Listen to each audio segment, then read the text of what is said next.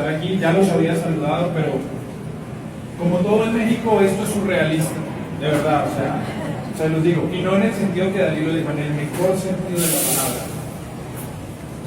Hace 7 años yo tomaba la decisión de hacer un canal en vista de, bueno, hay muchos canales, páginas, proyectos sobre Wicca, sobre brujería tradicional, sobre la Santa Muerte, sobre muchas cosas, pero quienes puedan echar memoria tiempo atrás, hace 7 años, casi que todo lo que se conseguía estaba en inglés.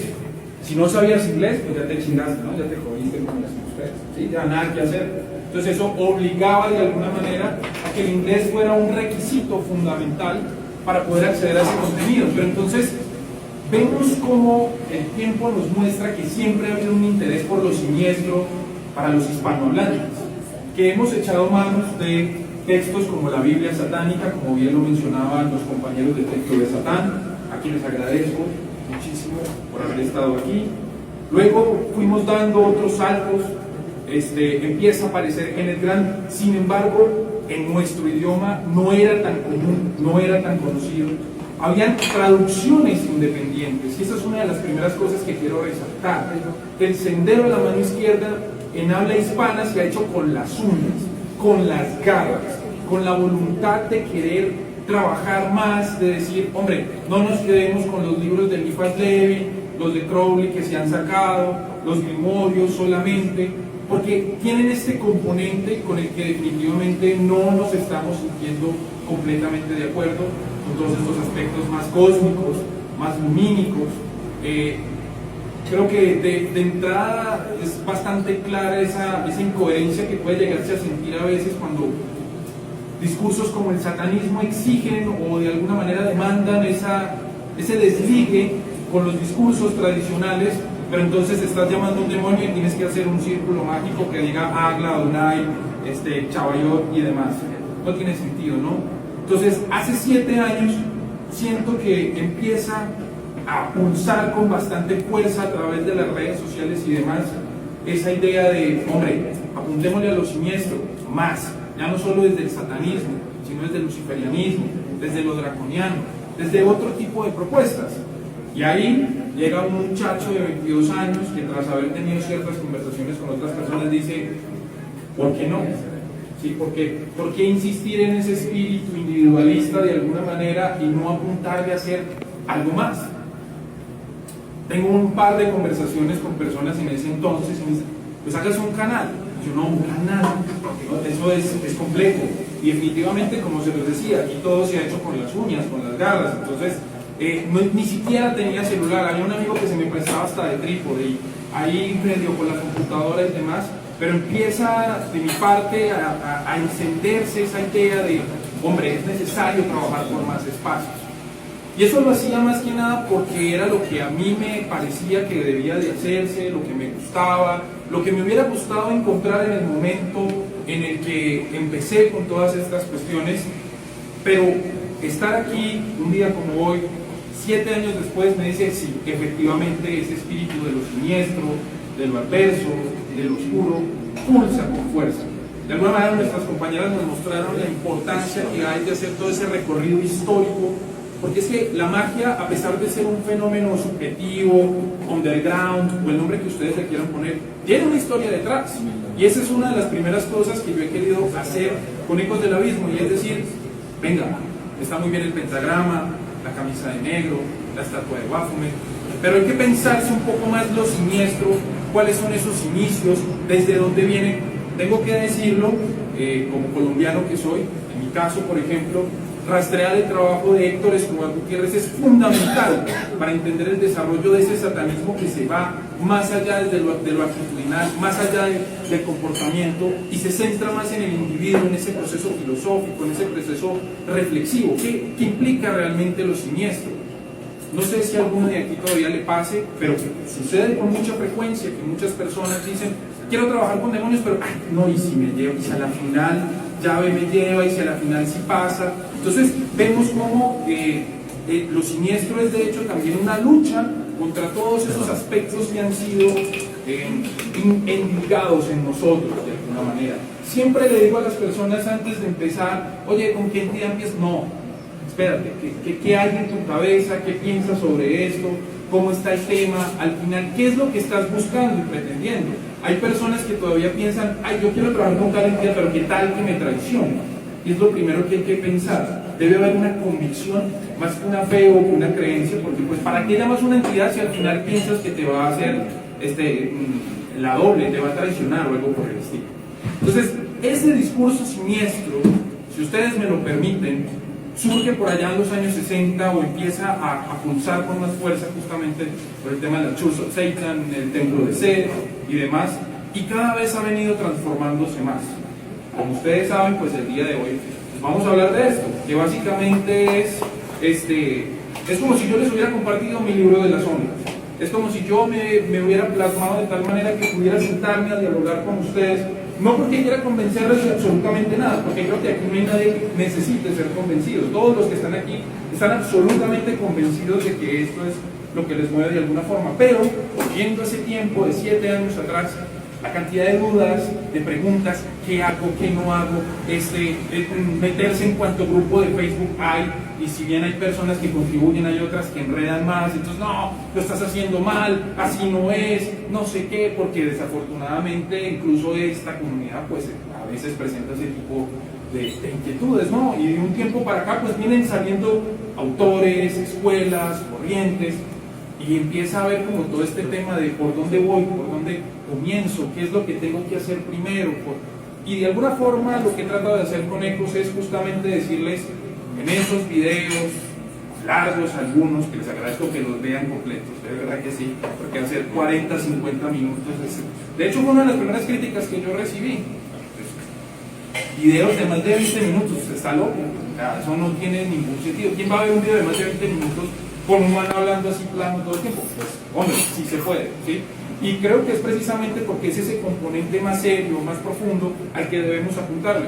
Quienes conozcan mis directos sabrán que he dicho muchas veces que la magia, al igual que muchas otras cosas, está en crisis. Y está en crisis porque hay una serie de comportamientos, hay una serie de dinámicas que se han venido manejando y que, hombre, ya nos vienen diciendo hay que hacer las cosas de otra manera, hay que apuntar hacia otros escenarios, hay que hacer las cuestiones un poco más profundas, hay que preguntarse. Yo no sé si alguno de ustedes acá dará clases, mentorías o cuestiones por el estilo, pero una de las primeras cosas que yo hago cuando empiezo un proceso de formación con alguien es preguntarle ¿y para qué lo siniestro? Mucha gente dice por conocimiento, por poder, pero parece una respuesta un poco más genérica y entonces la idea no es poner en tela de juicio eso, la idea es preguntar ¿para qué lo siniestro? O sea, ¿qué representan cosas como el Clifford, el Citra Agra, el Diablo, Lucifer, Lilith? Y ojo, porque eso tampoco se trata de establecer una especie de verdad, no, es que todo el que va por el Citra Agra entonces tiene que hacer este camino, no. Pienso que precisamente la máxima debe ser lo que decía Crowley, la voluntad como el todo antes de la ley. O sea, si tu voluntad es, no, es que quiero desempeñarme en Malkuth de tal forma que la magia me sirva para que me vaya bien en la vida, para tener cierta abundancia. Ok, si ese es tu punto, entonces hasta ahí llegarás. Pero quizás pueden haber otras perspectivas que digan, no, es que si lo miramos, si lo revisamos, efectivamente todas estas energías, deidades, cósmicas que nos hablan de esta idea de la rueda de reencarnación, pues eso ya como que no es para mí, y entra esa especie de existencialismo. Entonces, ok, tu búsqueda entonces tiene que ser por otra parte. Eso es de alguna forma lo que yo intento hacer, pues todo el tiempo que he estado haciendo Ecos del Abismo, ahorita con este tema del libro, apuntar hacia esa idea de, es necesario también que empecemos a entender que la magia no es un hobby, por lo menos no va a ser un hobby para aquella persona que quiera adentrarse, que quiera desarrollarse profundamente en ella. Es un estilo de vida, es una disciplina, es algo que está dentro de nosotros. Entonces, comprender eso será fundamental para distinguir lo que yo llamo practicantes de simpatizantes, ¿no? El simpatizante es aquella persona que dice, sí, yo desde que soy niño, desde que estoy adolescente, siempre me ha gustado mucho la magia negra, a huevo, como dicen ustedes, tal, sí. Y está el practicante que dice, no, espere, porque es que yo he leído estos libros, he revisado estas cuestiones. Ahora que estaba saludando a algunos de ustedes, que pues me encantaría poderles estirar la mano a todos, porque de verdad que les agradezco mucho por estar acá. Me preguntaron, oye, ¿tú qué opinas de México? No puedo dejar de hacer esa intervención, porque yo llegué hace unos días acá, fui a las pirámides, fui al mercado de Sonora, y tengo que decirles que definitivamente los números no mienten. Si ustedes miran Ecos del Abismo, estadísticas, el 40% de los suscriptores son mexicanos. Y yo tengo que decirles que la magia se vive y se respira en cada esquina de la Ciudad de México. El acervo cultural, el arraigo que tienen ustedes es algo que los hace muy capaces de realizar todo tipo de praxis mágicas. Le decía también a alguien, si existe un lugar como el mercado de Sonora, con la inmensidad que tiene, la cantidad de cosas que tiene, es porque eso está ahí. Entonces, la materia prima está, es importante empezar a apuntar hacia unos procesos más de formación. Es lo que intento hacer, vuelvo y repito, con el canal, con este libro, que para hablar un poco de él, pues para aquellos que tuvieron la oportunidad de adquirirlo en preventa, se los agradezco, y para quienes no, pues estén pendientes. Pero básicamente se divide en 4 partes. La primera de ellas es disertaciones siniestras, que tiene que ver justamente con todo esto que les estoy comentando. ¿Para qué lo siniestro? ¿Para qué lo adverso? ¿Qué es? ¿Cómo entrar en ese aspecto? Y ustedes saben que mi perspectiva, mi forma de trabajo está basada en las Clifford, en el Citragra. Entonces hay una caracterización, porque, ojo, porque eso es justamente lo que apuntaba ahorita. Llevamos casi 100 años o más repitiendo las correspondencias que nos dio la Aurora Dorada en cabeza de MacGregor Mathers sobre las Clifford. Entonces, uno tiene que empezarse a hacer esas preguntas, porque tú no puedes pensar que la visión de tu enemigo, entre comillas, es la correcta. O sea, deben haber muchas más cosas detrás, como lo apuntaban las compañeras. Kenneth Grant es fundamental para eso.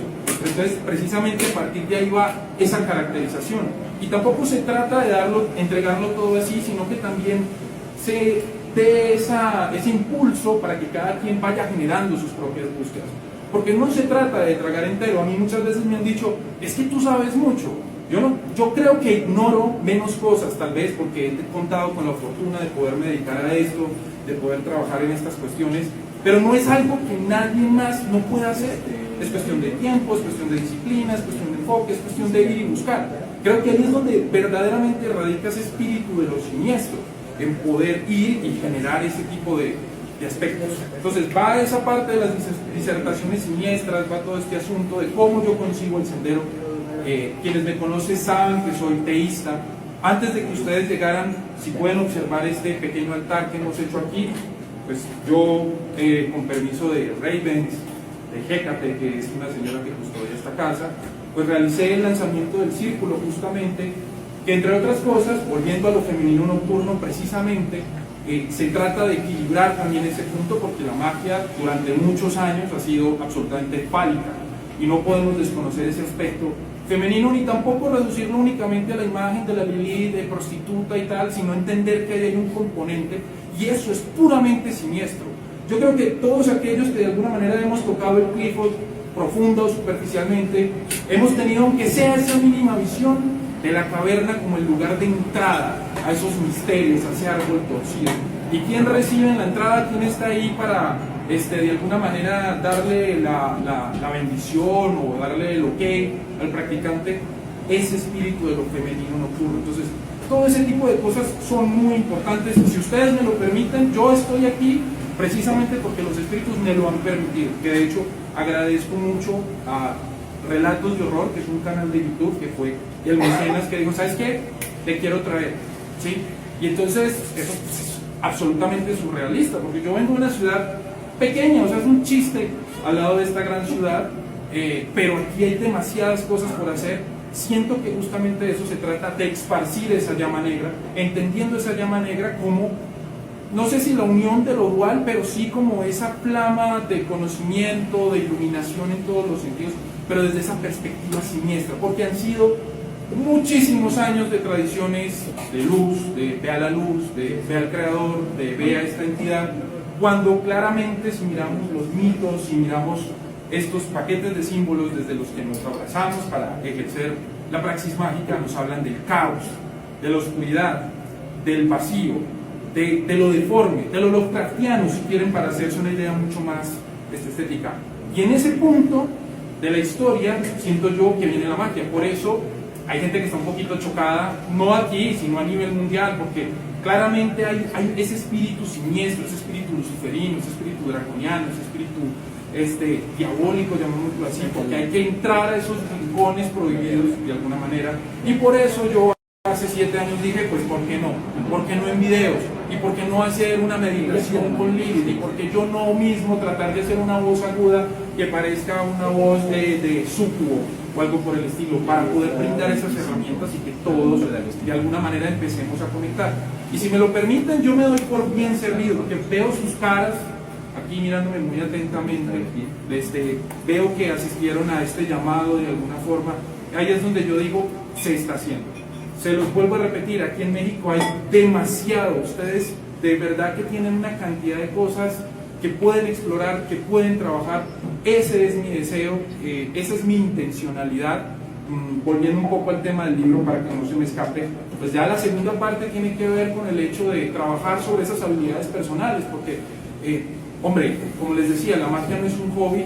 Entonces siempre le he dicho a las personas, tipo, hagan de cuenta que la meditación, el trabajo de chakras, los sueños, la proyección astral son como las flexiones de pecho para nosotros. O sea, es como, cambiémoslo, no hablemos de un mago, hablemos de un deportista de alto rendimiento. Si no entrena, no va a poder hacer la función principal que de alguna manera está tratando de hacer. Si alguien quiere levantar pesas, jugar fútbol o lo que sea, tiene que entrenarse. Y creo que sobre esos aspectos hay que volver, porque estamos también muy enfocados ahorita es en el demonio, en el grimorio, en el sigilo, en el llamado, en no sé qué. Venga, no, hay que trabajar también en nosotros, ¿no? Y luego pues ya viene este aspecto de la liturgia siniestra que tiene que ver con las ceremonias, con los rituales como el que realicé el día de hoy, porque esos son los aspectos, esas son las actividades que nos van a permitir vivir la experiencia mágica. Siempre he dicho que la diferencia entre espiritualidad y religión se basa en que la religión es algo que tú asumes. No, hay un Dios, hay un cielo, hay un infierno, ya está. La espiritualidad es cuando metes las manos allá y dices, bueno, ¿qué hay? Cuando de repente estás en tu cuarto, tienes una vela negra, haces un llamado, te sientas, te concentras y a ver qué pasa. ¿Qué pasa ahí? ¿Qué pasa en los sueños? ¿Qué pasa en las experiencias extracorporales para quienes tengan la posibilidad de hacer esas proyecciones astrales? Entonces, ahí es donde ya yo presento estas actividades ceremoniales y rituales, y al final he querido dejar ese apéndice como una forma de complementar todo esto que se ha dicho. He tratado de hacer un trabajo lo más minucioso posible. Creo que fue muy ambicioso de mi parte en el sentido de, porque de hecho Pablo de Arcana 13, a quien agradezco porque es la persona que me ha ayudado con el tema de la impresión de libros a través de Verbis Diabolos y demás, me decía, güey, no lo saques en un solo tomo, saca dos. Y yo le decía, no, tiene que ser uno solo, porque ese solo debe de condensar esos aspectos que yo considero a través de todo este tiempo de exploración que son los fundamentales, por lo menos para tener esas bases que nos permitan estar en ese sendero. Y no me crean a mí, peleen conmigo, digan, pinche Mateo, o sea, ¿por qué viene y dice esto acá? Si esto es así, esa. Me encantaría que el día de mañana alguien diga, no, lo que dice Ecos de la misma sobre las grifos no es, porque es que están estas investigaciones, están estos temas, porque de eso se trata. Y ese es el problema cuando los discursos se quedan en el secretismo, en los magos más poderosos del mundo que nadie puede ver ni nada, porque todo aquello que no se trabaja, que no es dinámico, no llega a desarrollarse. Para que estemos aquí, vuelvo y repito, mucha gente se ha roto el lomo, desde los mismos magos blancos que se podrían estar retorciendo en sus tumbas si vieran lo que hacemos hoy en día con las tergiversaciones de los rituales y demás, hasta personas conocidas y desconocidas que han dicho, voy a traducir esto, voy a hacer aquello, voy a presentar este evento, voy a hacer este asunto. Entonces, para terminar, para cerrar, mi invitación es precisamente, como lo pedí en este ritual que realicé, que si la llama negra está dentro de ustedes, que si este camino es el suyo y demás, lo sientan profundamente, lo puedan experimentar, lo vivan y trabajen y entiendan que es un camino de largo aliento y que es casi que cuando ustedes deciden mirar el abismo los va a mirar. No tengan miedo, tírense con toda, porque algo hay allá que nuestra mente teme. No hay nada más horroroso, y eso lo vemos en Lovecraft, que lo desconocido, pero definitivamente lo conocido ya no nos da esas respuestas que desde lo desconocido estamos sintiendo que es el camino. Les pido por favor, si me pueden acompañar en este brindis, les agradezco mucho por estar aquí, espero verlos en otra oportunidad y como siempre, que haga la llama negra.